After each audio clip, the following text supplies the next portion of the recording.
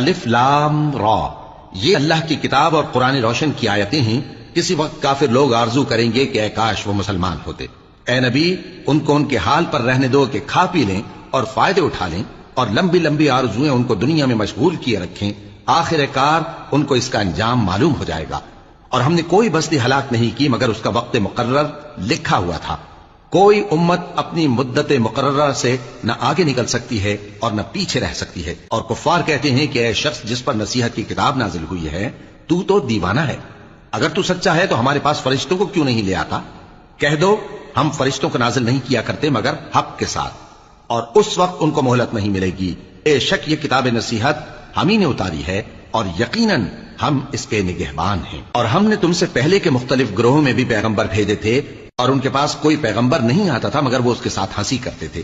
اسی طرح ہم اس گستاخی کو گناہگاروں کے دلوں میں ڈالے رکھتے ہیں، سو وہ اس پر ایمان نہیں لاتے۔ اور پہلے لوگوں کی روش بھی یہی رہی ہے، اور اگر ہم آسمان کا کوئی دروازہ ان پر کھول دیں اور وہ اس میں چڑھنے بھی لگیں تو بھی وہ یہی کہیں کہ ہماری آنکھیں باندھ دی گئی ہیں، بلکہ ہم پر جادو کر دیا گیا ہے۔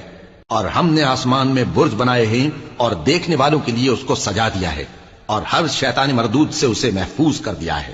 ہاں، اگر کوئی چوری سے سننا چاہے تو ایک روشن انگارہ اس کے پیچھے لپکتا ہے، اور زمین کو ہم نے پھیلایا اور اس میں پہاڑ بنا کر رکھ دیے، اور اس میں ہر ایک چیز اندازے سے اگائی۔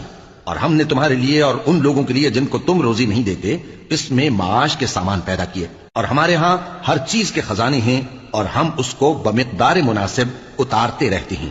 اور ہم ہوائیں چلاتے ہیں جو پانی سے بھری ہوئی ہوتی ہیں، سو ہم آسمان سے مے برساتے ہیں،